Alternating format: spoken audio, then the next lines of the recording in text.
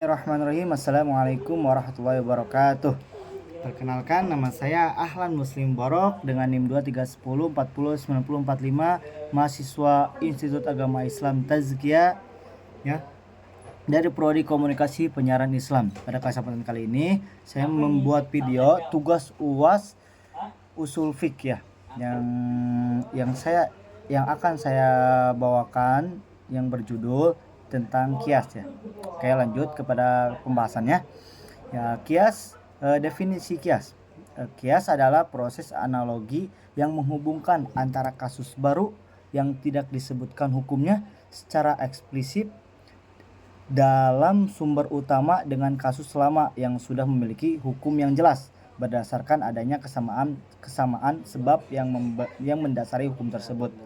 Dan kias juga adalah salah satu metode penalaran dalam hukum Islam yang digunakan untuk menentukan hukum suatu kasus baru yang tidak secara eksplisit disebutkan dalam Al-Quran atau hadis ya. Prinsip dasar kias adalah analogi, di mana hukum suatu kasus baru diambil dengan membandingkannya dengan kasus yang sudah ada berdasarkan kesamaan ilat ya. Langsung terus unsur kias ya. Yang pertama, asal ya. Asal ini ya bisa disebut juga masail asliyah ya. Asal ini adalah kasus yang sudah ada hukumnya dalam Al-Quran atau hadis ya. Yang kedua, faro, yang disebut juga masail far'iyah. Faro ini adalah kasus baru yang belum ada hukumnya dalam Al-Quran atau hadis ya. Yang ketiga, ilat. Ya, ilat adalah sifat atau karakteristik yang menjadi alasan ditetapkannya hukum pada kasus asal ya. Yang keempat, hukum asal. Hukum asal ini adalah hukum yang sudah ditetapkan pada kasus asal berdasarkan nas.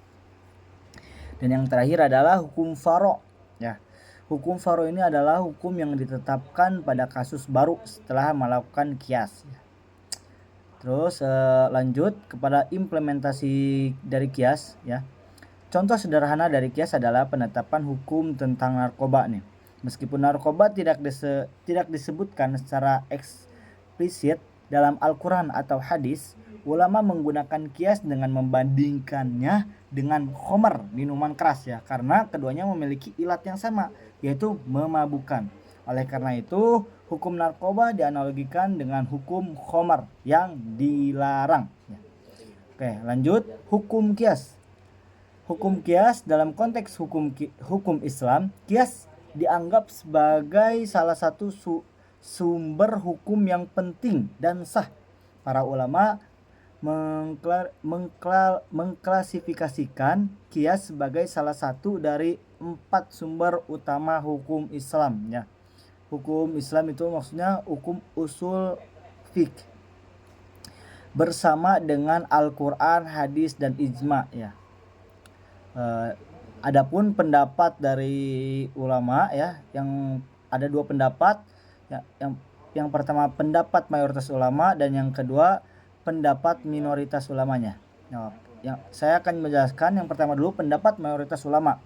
Sebagian besar ulama dari berbagai mazhab ya, seperti Hanafi, Maliki, Syafi'i, dan Hambali menerima kias sebagai metode yang sah untuk menetapkan hukum dalam Islam. Mereka berargumen bahwa kias adalah cara logis untuk memperluas penerapan hukum syariat kepada masalah-masalah baru yang terus muncul. Oke, yang kedua, pendapat minoritas. Pendapat minoritas ini adalah sebagian kecil ulama seperti golongan Zahiri menolak penggunaan kias.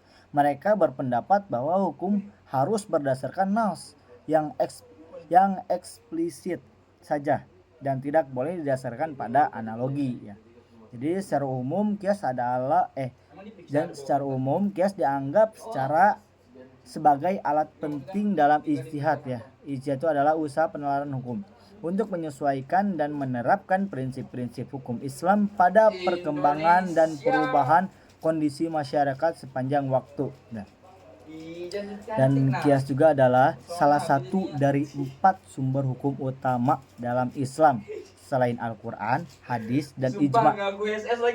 Metode ini digunakan oleh banyak mazhab fikih ya, untuk menyelesaikan masalah kontemporer yang tidak secara langsung diatur dalam teks-teks agama. Ya mungkin itu saja yang bisa saya sampaikan. Kurang lebihnya mohon maaf. Wabillahi taufiq wal hidayah. Wassalamualaikum warahmatullahi wabarakatuh.